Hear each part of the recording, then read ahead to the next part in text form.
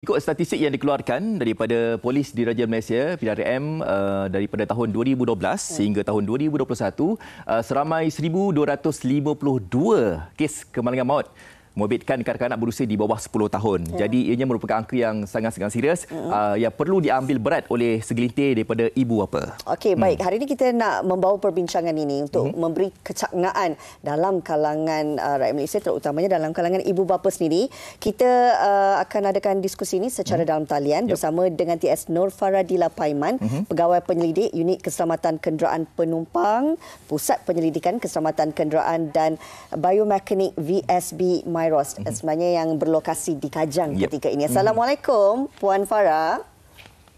Waalaikumsalam warahmatullahi wabarakatuh. Terima kasih kerana bersama kami pagi ini. Seperti kita sedia maklum, hari ini kita nak membawakan perbincangan berkenaan dengan keselamatan kanak-kanak dalam kenderaan. Kalau sebagai pembukaan terlebih dahulu, Puan boleh kongsikan kepada kami berkenaan dengan mungkin situasi ketika ini. Bagaimana sebenarnya kita melihat senario dalam kalangan terutamanya ibu bapa sendiri mengambil kepekaan terhadap isu ini?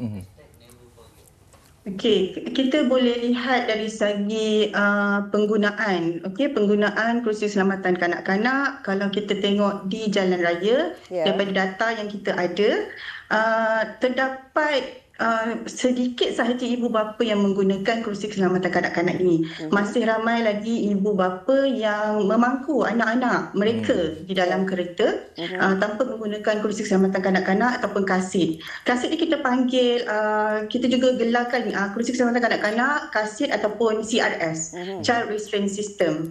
Ya, Rina? Ya, okey.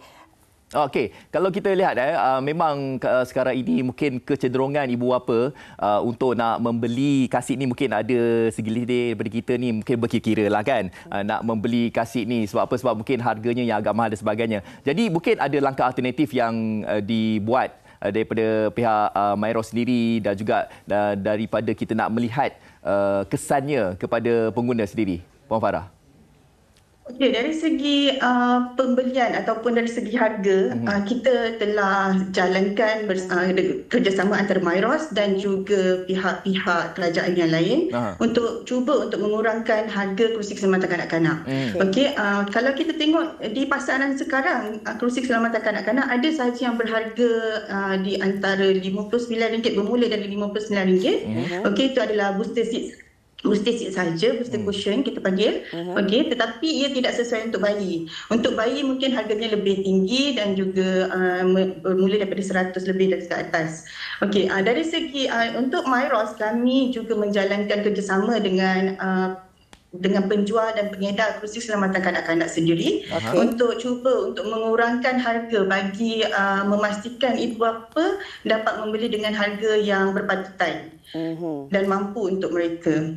Baik, selain daripada kita berbincang tentang faktor harga ini yang mungkin kadang-kadang memberi beban kepada golongan ibu bapa, tapi kita nak tahu jugalah, kalau satu ketika dulu memang ianya diwajibkan untuk setiap anak-anak ini mempunyai kerusi mereka sendiri dalam kereta, tetapi kita melihat mungkin dari segi keperluannya, Puan Farah mungkin boleh kongsikan fungsi kerusi ini dalam kenderaan.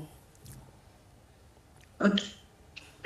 Kerusi keselamatan kanak-kanak ini sangat pentinglah kepada ibu bapa. Okey, penggunaan dia adalah kita perlu sediakan seawal yang boleh. Okey, daripada satu hari baru lahir ataupun seusai kita keluar daripada hospital selepas bersalin, kita boleh mula menggunakan kerusi keselamatan kanak-kanak kasih kepada anak-anak kita. Didikan dari awal merupakan asas utama untuk membentuk disiplin anak, untuk menggalakkan mereka menggunakan CRS sehingga mereka mencapai usia 12 tahun atau sehingga berat mencecah 36 kilogram atau tinggi sehingga 136 cm. Ya, Rina, memang sebenarnya ibu dan ayah perlu sediakan kerusi keselamatan kanak-kanak sehingga anak tu mencecah sehingga 12 tahun sebenarnya. Bila mereka telah melebihi 136 cm, barulah mereka sesuai untuk menggunakan tali pinggang keledar dewasa tanpa bantuan kasit ataupun booster seat.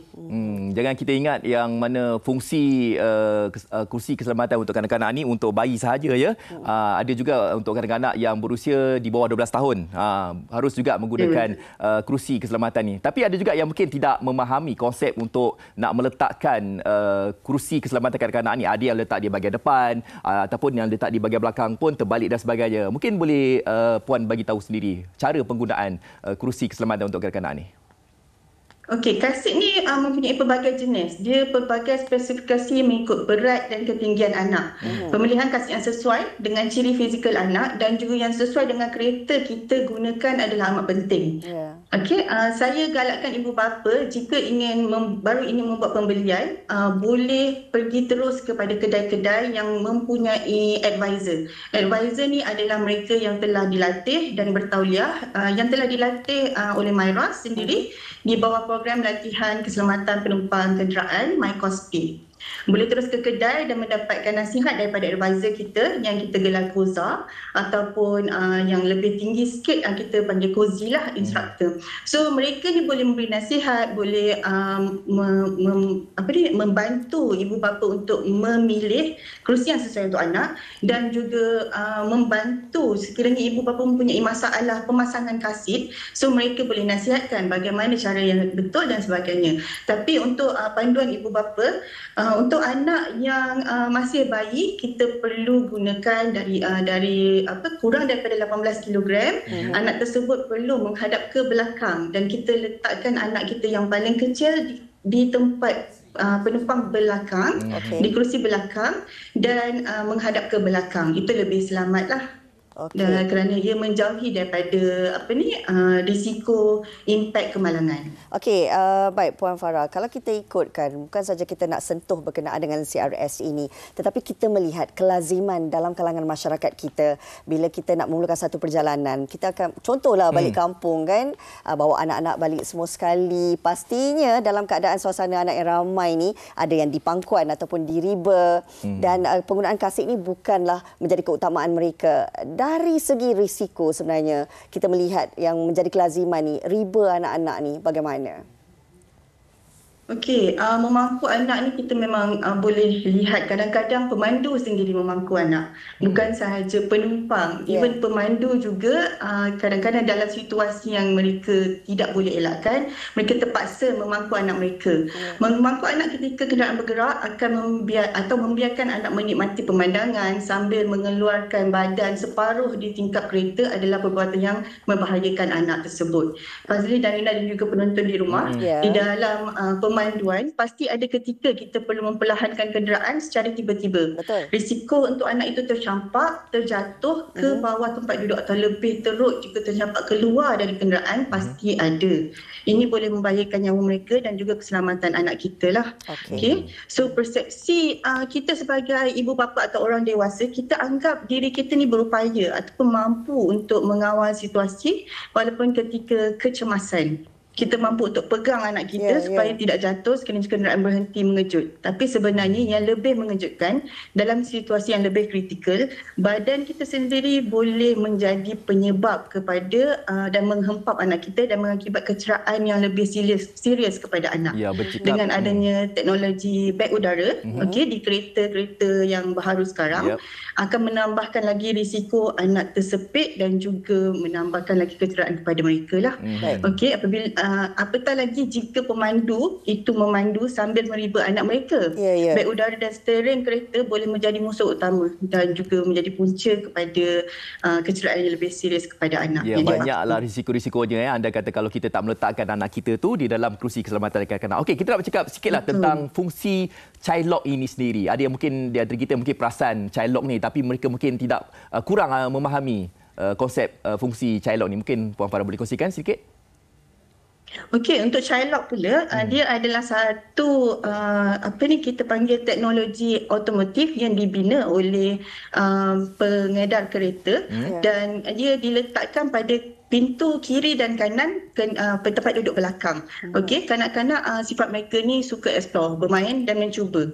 Itu normal pada kanak-kanak. Lagi-lagi bila mereka travel ataupun bergerak dengan suasana yang monotonous, duduk terkurung dalam kereta, dalam kasit. Lepas tu ibu bapa juga perlu memainkan peranan yang lebih kreatif lah bagi mengelakkan kebosanan.